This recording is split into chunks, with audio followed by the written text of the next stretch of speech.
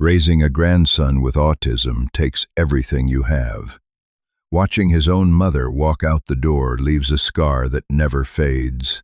But nothing prepares you for the day she finally returns, 14 years later, flanked by corporate attorneys, demanding a cut of the empire he quietly built. Rain was hammering against the tin roof of my porch the night my daughter walked out on her own flesh and blood. It was a Tuesday in late November, the kind of night where the cold seeps directly into your bones. I had been asleep in the guest room of her cramped suburban duplex, having come over to help with her toddler, Laith, who had spent the last 48 hours in a near-constant state of distress. When I woke up the next morning, the house was entirely too quiet. Anyone who has lived with a child who has severe, nonverbal autism knows that absolute silence is rarely a good sign. It usually means they are either deeply asleep or dangerously overwhelmed. I walked out of the guest bedroom, rubbing the sleep from my eyes, expecting to find Krista brewing coffee in the kitchen, exhausted but present. Instead, I found an envelope resting on the kitchen island, pinned down by a half-empty baby bottle. I didn't need to open it to know what it said, but I did anyway. My hands trembled as I unfolded the crisp, white notebook paper. "Dad, I can't do this anymore. I am drowning. Derek is gone, and Laith. Laith doesn't even know who I am. He just screams. I have nothing left to give him. I am so sorry. Please, take care of him."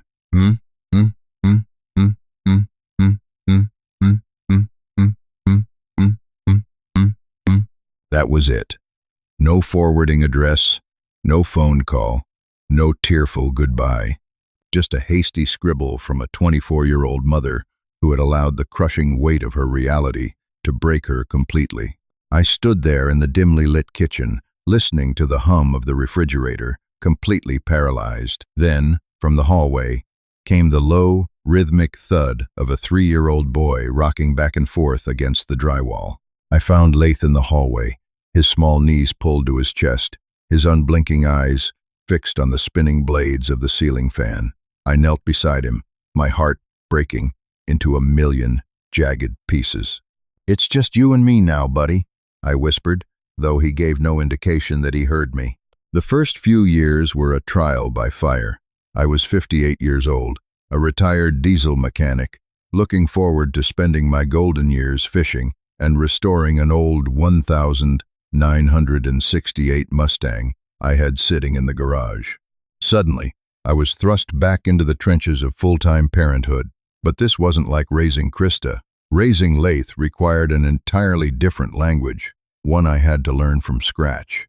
Laith's autism was classified as level 3. He was completely nonverbal, suffered from severe sensory processing issues, and had meltdowns that could last for hours. The grocery store was a minefield. The fluorescent lights and the hum of the refrigerators would send him into a panic, resulting in him thrashing on the linoleum floor while strangers shot me judgmental glares, whispering about undisciplined children and bad parenting. I swallowed my pride more times than I could count, scooping up my thrashing grandson and abandoning full carts of groceries just to get him back to the safety of my truck. Financially, I was bleeding out. Medicare and insurance only covered so much. The specialized speech therapy, occupational therapy, and sensory equipment drained my savings account with terrifying speed. When my pension wasn't enough to cover his specialized schooling, I walked into my garage, ran a cloth over the hood of my '68 Mustang, and called a buyer. I sold the dream car I had spent 5 years restoring just to pay for 2 years of Laith's private behavioral therapy. I watched the tow truck haul it away with a lump in my throat, but when I walked back inside and saw Laith successfully stacking a set of wooden blocks, a milestone we had been working on for 6 months, I knew I would have sold 100 Mustangs just to see that tiny flicker of progress. We built a life together, entirely on his terms. Our world became a rigid schedule of routines. Breakfast at 7 a.m., exact same brand of oatmeal. A 30-minute walk at exactly 4 p.m. If the routine deviated by even 5 minutes, chaos would ensue. But within that rigid structure, I began to see the beautiful, complex mind operating behind his silent exterior. He didn't look me in the eye, but he noticed everything. If a single book on my shelf was out of place, he would correct it. He began organizing his toys, not by color or type, but by complex geometric patterns that I couldn't even begin to understand. He was observing the world, taking it all in, downloading the data of human existence without ever uttering a single word about it. We didn't have much, but we had peace. We had a rhythm. And for 14 years, we didn't hear a single word from Krista. Not a birthday card, not a Christmas phone call, nothing. She was a ghost who had haunted the early years of his life, completely oblivious to the extraordinary young man her son was slowly becoming. By the time Laith turned 17, he was a tall, lanky teenager with a mop of unruly brown hair and an intense, perpetually furrowed brow. He still didn't speak in the traditional sense, relying mostly on a bulky augmentative and alternative communication, AAC, tablet provided by his school. He would press digital buttons, and a robotic voice would announce his needs. I am hungry. It is too loud. I want to go home. But I knew the tablet frustrated him. The pre-programmed phrases were too limiting. They didn't capture the vast, intricate thoughts I knew were racing through his mind. The turning point happened on a rainy Saturday. My old desktop computer had finally given out, flashing a terrifying blue screen of death. I had left the room to find a screwdriver, hoping to salvage the hard drive. When I returned 10 minutes later, Laith was sitting in my desk chair. He had completely dismantled the tower, laying the motherboard, graphics card, and wires out on the carpet in a meticulous, perfectly spaced grid. I almost panicked, but then I looked at the monitor. He had bypassed the hardware failure entirely, booting the system from a flash drive I didn't even know he had, and was rapidly typing lines of code into a black command terminal. His fingers moved with a blistering rhythmic speed. He wasn't just fixing the computer, he was rewriting its basic operating parameters. I stood in the doorway, utterly stunned. Laith? I asked, softly. He didn't look up, but his fingers paused. He reached for his AAC tablet, tapped a few buttons, and the robotic voice said, "System was inefficient. I made it better." That afternoon, I took the last $2,000 out of my emergency fund and bought him a top-of-the-line refurbished laptop and 3 monitors. It was the best investment I ever made. Coding became Laith's voice. Where the physical world was chaotic, loud, and unpredictable, the digital world was governed by strict logic, rules, and absolute truths. If you wrote the correct syntax, the program worked. There was no ambiguity, no confusing sarcasm, no overwhelming eye contact required. For the next 2 years, his bedroom became a command center. He spent thousands of hours immersed in programming languages, Python, C++, Java, absorbing them faster than I could read the morning newspaper. When he was 18, he started working on a personal project. He refused to show me what it was, hiding the screens whenever I brought him dinner. All I knew was that he was using his laptop's webcam extensively, recording his own facial twitches, eye movements, and the subtle, frustrated expressions he made when he couldn't communicate his thoughts. A year later, he finally turned his monitor toward me. "What is this, buddy?" I asked, looking at a clean, minimalist interface on the screen. He didn't use his old tablet. Instead, he simply looked at the laptop's camera. He blinked twice, his jaw tensed slightly, and his eyes darted toward a specific corner of the screen. Instantly, the laptop's speakers emitted a smooth, natural-sounding AI voice, not robotic, but warm and human. "This is a bridge, Granddad, for people like me." Laith had built an application from scratch. He called it Sentia. It was a revolutionary piece of accessibility software that used standard device cameras to track the micro-expressions, eye-tracking patterns, and distinct physical tics of nonverbal individuals, instantly translating them into full, highly articulate sentences via an advanced predictive AI. It didn't require the user to painstakingly tap out words on a grid. It learned their unique physical language and spoke for them in real time. I helped him establish an LLC. I named myself as the manager since he was overwhelmed by the legal paperwork, but I legally structured it so that Laith retained 100% ownership of the intellectual property. We launched Sentia on the app stores for a modest subscription fee, alongside a free version for low-income families. We expected maybe a few hundred downloads from his special education network. We were catastrophically wrong. Within 3 months, Sentia went viral. A prominent disability advocate on social media posted a video of her nonverbal daughter using the app to say "I love you" to her mother for the first time without using her hands. The video garnered 40 million views. Overnight, our server costs skyrocketed. Hospitals began inquiring about institutional licenses. Educational districts wanted to integrate it into their special needs programs. I spent my days frantically answering emails and hiring freelance server administrators just to keep the platform online, while Laith quietly continued to push out software updates from the dark sanctuary of his bedroom. Then came the email from Apex Dynamics, a massive Silicon Valley tech conglomerate known for acquiring promising medical and accessibility tech. They didn't want to license Sentia.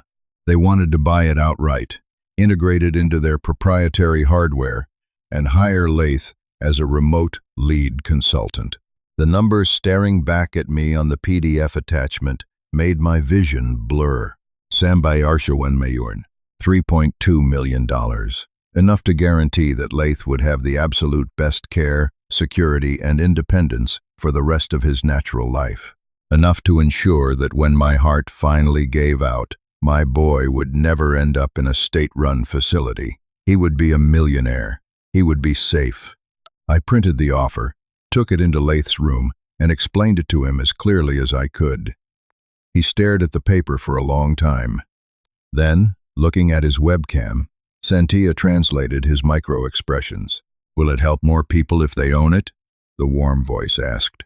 "Yes, buddy," I choked out, tears stinging my eyes. "They have the power to put your bridge in every hospital in the world." "Okay," Sentia spoke. "Sign it." We scheduled the signing for a Friday afternoon. The legal documents had been reviewed by a local attorney I had hired, and everything was perfectly in order. We were celebrating early. I had grilled steaks, and Laith was enjoying his favorite sensory activity, watching a mesmerizing documentary about deep-sea coral reefs. The house felt lighter than it had in 19 years. The ghosts of our past struggles seemed completely banished. I was sitting on the front porch, drinking a glass of iced tea, watching the humid afternoon roll by, just soaking in the sheer miracle of what my grandson had accomplished. That was when the sleek, black Mercedes-Benz glided down our quiet, working-class street. It looked entirely out of place. Crawling past the battered pickup trucks and overgrown lawns, it pulled directly into my driveway, tires crunching over the gravel. My chest tightened. I stood up, setting my glass down on the wooden railing so hard that the tea sloshed over the rim. The driver's side door opened first. A man stepped out, dressed in a sharp, tailored charcoal suit, carrying an expensive leather briefcase. He had the cold, calculating look of a man who billed by the minute. Then, the passenger door opened. She stepped onto the driveway wearing designer sunglasses, a pristine trench coat, and an air of unearned confidence. Her hair was styled perfectly, and she wore a heavy, expensive perfume that caught on the breeze, completely masking the smell of the impending rain. She took off her sunglasses and looked up at the porch. 14 years hadn't erased her face from my memory, even if the stress lines were gone and replaced by expensive dermatology. It was Krista. She looked at me, a polite, entirely practiced smile spreading across her face. "Hello, Dad," she said, her voice smooth and devoid of any of the panic it had held the night she fled. "It's been a long time. We need to talk. I've come to see my son." Standing on the porch, my knuckles turned white as I gripped the wooden railing. 14 years of relentless struggle, of sleepless nights, of fiercely protecting a boy the world had written off, culminated in this singular, suffocating moment. "You have absolutely no right to be here," I stated, my voice dropping an octave, practically vibrating with a rage I hadn't felt in decades. I didn't move an inch to let her up the steps. Krista stopped at the bottom of the porch, her practiced smile faltering for just a fraction of a second before snapping back into place. "Dad, please, let's not make this ugly. I know you're upset, but people grow up. People heal. I had severe postpartum depression. I was practically a child myself. I've spent the last decade in therapy, getting my life together so I could finally be the mother Laith deserves." "The mother he deserves?" I let out a harsh, bitter laugh that echoed down the quiet street. The mother he deserves didn't leave him screaming on the floor with nothing but a sticky note. The mother he deserves is the grandfather who sold his only prized possession to pay for the therapy you ran away from. "Get off my property, Krista." The man in the charcoal suit stepped forward, smoothly opening his leather briefcase. "Mr. Flores," he began, his tone dripping with the kind of polished condescension they teach at expensive law schools. "My name is Richard Caldwell. I represent your daughter. I strongly advise you to lower your voice and look at these documents before you say something that will complicate this matter further." He extended a thick, staple-bound stack of legal papers. I didn't reach for them. He simply placed them on the porch railing next to my glass of iced tea. "What is this?" I demanded, staring at the bold legal font on the cover page. "It is an emergency petition for an adult conservatorship," Caldwell explained, adjusting his silk tie, "and an injunction to immediately halt the unauthorized sale of the Sentia application to Apex Dynamics." The air left my lungs. The ground beneath me felt like it was tilting. Caldwell continued, his voice steady and relentless. "Laith is 19 years old. As an individual diagnosed with level 3, severe, nonverbal autism, he is legally presumed incapable of managing a multi-million-dollar corporate acquisition. Because you never formally, legally stripped my client of her parental rights, you merely assumed informal physical custody, she remains his closest biological next of kin. She is stepping in to protect her incapacitated son from being financially exploited by an elderly caregiver who lacks the sophistication to manage a $3.2 million asset." Exploited? The word tasted like battery acid in my mouth. He built it. I gave him the LLC so he would own every single line of code. I haven't taken a dime. "That is for a judge to decide," Krista interjected, stepping up one stair. She looked past me, trying to peer through the screen door into the dim house. "He's legally incompetent, Dad. You can't just have an autistic teenager sign away IP rights. I'm his mother. I should be the CEO of his estate. I'm here to protect his future." Before I could unleash the torrent of fury building in my chest, the screen door creaked open behind me. Laith stood in the doorway. He was wearing his favorite noise-canceling headphones, his eyes focused intensely on the wooden planks of the porch. In his hands, he held his laptop, the webcam already angled up toward his face. Krista gasped, a theatrical hand flying to her chest. "Laith? Oh my God, look at you. You're so handsome. It's me, baby. It's Mommy." She took 2 eager steps forward, reaching her arms out to embrace a teenager she hadn't seen since he was in diapers. Laith immediately took a sharp step backward, his shoulders hunched, his jaw tight with instant, visceral distress. His eyes darted to the screen of his laptop, the camera tracking the rapid, precise flinch of his facial muscles. Instantly, Sentia's warm, articulate AI voice resonated from the laptop speakers. "You are an unauthorized user. Do not cross my perimeter." Krista froze, staring at the machine in absolute shock. Did that computer just talk to me?"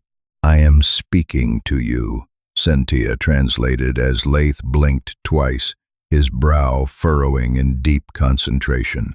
You are a stranger. Your heart rate is elevated. Your voice is falsely modulated. You are disrupting my scheduled downtime. Laith, sweetheart, Krista stammered, tears welling up in her eyes, though whether they were real or for Caldwell's benefit, I couldn't tell. It's your mother. Laith's eyes flicked to the corner of his screen. Biological data irrelevant, Sentia stated smoothly. Aiden Flores is my primary operator. Aiden Flores is my family. Leave the premises, or I will initiate a localized emergency services broadcast.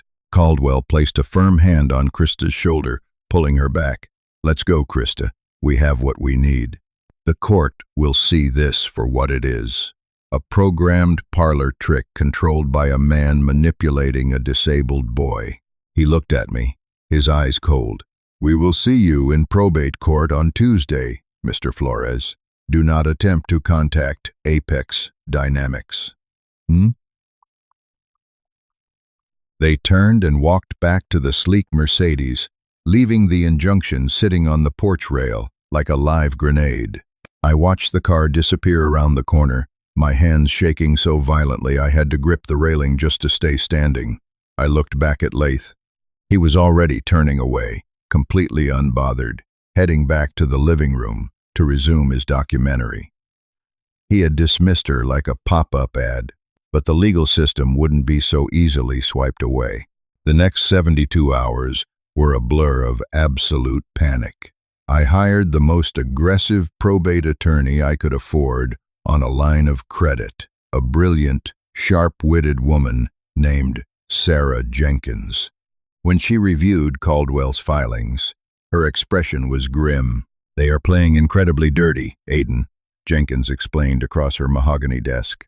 Caldwell is weaponizing the outdated legal precedents surrounding nonverbal autism. Because Laith cannot speak in a traditional courtroom setting, and because his medical charts from childhood use words like profoundly disabled, Caldwell is going to argue that Sentia is just a glorified soundboard that you are secretly controlling. If they successfully paint him as legally incompetent, Krista gets the conservatorship. She gets the LLC. She gets the Apex buyout. Everything. How do we stop it? I asked, desperation clawing at my throat. We don't prove that you are a good grandfather, Jenkins said, tapping her pen. We have to prove that Laith is a genius. He has to take the stand. Tuesday morning arrived with a suffocating, heavy tension. The courthouse felt like a sterile, echoing tomb. Krista sat at the petitioner's table, dabbing her eyes with a tissue, looking every bit the tragic, reformed mother, desperately trying to save her son. Judge Abernathy, a stern man with silver hair and no patience for theatrics, called the hearing to order. Caldwell opened his argument aggressively. He painted a picture of a tragic, incapacitated boy and an opportunistic grandfather who had set up a shell company to cash in on a fluke piece of software. He argued that Laith couldn't possibly understand the legal ramifications of a $3.2 million corporate acquisition. Your Honor, Caldwell concluded, we are simply asking the court to appoint his biological mother as his legal guardian to protect these assets from being squandered by an unqualified mechanic. Judge Abernathy looked over his reading glasses at our table. Miss Jenkins, does your client, the grandfather, have a response? Yes, Your Honor. Jenkins stood up confidently. But my client isn't the one who needs to respond. The CEO of Sentia LLC would like to address the court. The courtroom went dead silent. Jenkins motioned to me. I stood up, gently tapped Laith on the shoulder, and guided him to the center of the room. We didn't approach the witness stand. Instead, I set up a small folding table, placed his laptop on it, and connected a heavy HDMI cable from his machine to the large projector screen mounted on the courtroom wall. Laith sat down, put on his noise-canceling headphones to block out the harsh echoes of the room, and looked at his webcam. Good morning, Judge Abernathy. Sentia's warm voice filled the courtroom. Caldwell immediately stood up. Objection. Your Honor, we have no way of knowing if the boy is actually generating those responses, or if the grandfather is controlling the output remotely. Before the judge could rule, Lath's eyes darted across his screen. The projector behind him suddenly flashed from his desktop to a massive, complex wall of mathematics. "Mr. Caldwell believes I am a puppet," Cynthia spoke, the pacing flawless. "Allow me to demonstrate the strings." On the screen, Lath pulled up the back-end architecture of the Cynthia AI. To the untrained eye, it was a terrifying matrix of variables and logic gates. He highlighted a specific line of the predictive model, and the projection zoomed in on the softmax function powering the neural network's decision-making process. $py x equals frac exp w y x sum k exp w k x $. "This is the probabilistic core of my translation engine," Cynthia explained, as Lath's eyes moved at lightning speed, live coding annotations onto the screen in real time. "It calculates the likelihood of my intended output based on micromuscular input. I wrote this specific iteration of the algorithm on March 14th of last year. I hold the U.S. patent for it. My grandfather cannot operate a microwave without burning popcorn. He did not write this." A ripple of stunned silence washed over the gallery. Even Judge Abernathy leaned forward, utterly fascinated. "Your Honor," Jenkins interjected smoothly, "my client is nonverbal, yes, but nonverbal does not equate to incompetent. Mr. Harrison is a savant-level software engineer. He is fully aware of his assets, his corporate structure, and the Apex Dynamics contract." Lath wasn't finished. He minimized the code and opened a heavily encrypted folder. The projector displayed a timeline graph. "I am legally competent to identify financial threats," Cynthia announced. The screen showed an article from a tech blog detailing the Apex Dynamics buyout rumor, dated October 12th. Right next to it, connected by a bright red line, was the timestamp of Krista's retainer agreement with Richard Caldwell, dated October 14th. "My biological mother did not return for my emotional well-being," Lath's AI voice echoed, devoid of anger, stating it purely as a mathematical fact. "She returned 48 hours after my net worth was projected to exceed $3 million. She is a hostile entity attempting a corporate takeover via fraudulent familial claims." Krista went paper white.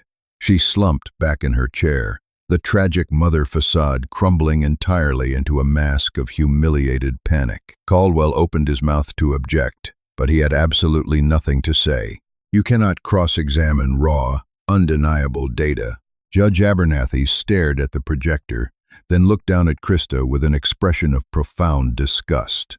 "Mr. Caldwell," the judge said, his voice dangerously low, "in my 30 years on the bench, I have rarely seen a more transparent, appalling attempt to exploit the legal system for a cash grab. Your client abandoned a disabled child, and now she is attempting to steal the fruits of his extraordinary intellect." Abernathy slammed his gavel down with a resounding crack. "Petition for conservatorship is denied with prejudice. The injunction is dissolved immediately. Mr. Harrison is a legal adult, entirely competent, and free to conduct his business as he sees fit. Court is adjourned." The relief that washed over me was so powerful my knees nearly buckled. I placed a hand on Lath's shoulder. He didn't look at me, but he reached up and tapped my hand twice, his quiet, subtle version of a hug. The Apex deal closed 3 days later. Today, Lath operates as a lead consultant for Apex from a custom-built, sensory-friendly office I constructed in the backyard of our new, gated property in the hills. He is secure, he is brilliant, and most importantly, he is entirely free. Krista never called again, banished back into the silence she had originally left us in.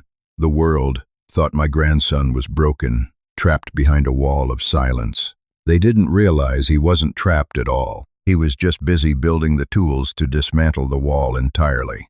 Betrayal runs deep, but protecting a child runs deeper. What would you do if the very person who broke your family's heart returned only to steal your grandson's triumph. Drop your honest thoughts in the comments below, hit that like button, and make sure to subscribe to the channel so you don't miss the shocking legal showdown in the next video. Your support helps us bring more gripping, real-life dramas to light. Stay tuned and stay strong.